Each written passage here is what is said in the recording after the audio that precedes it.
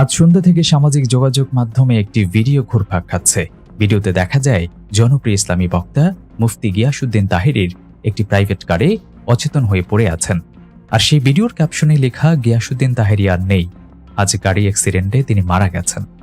আপাত দৃষ্টিতে গাড়িটি দেখে মনে হচ্ছে এটি নিয়ন্ত্রণ হারিয়েছে, তবে তাহেরী সত্যি মারা গেছেন কিনা তা এখনো নিশ্চিত করে জানা যায়নি।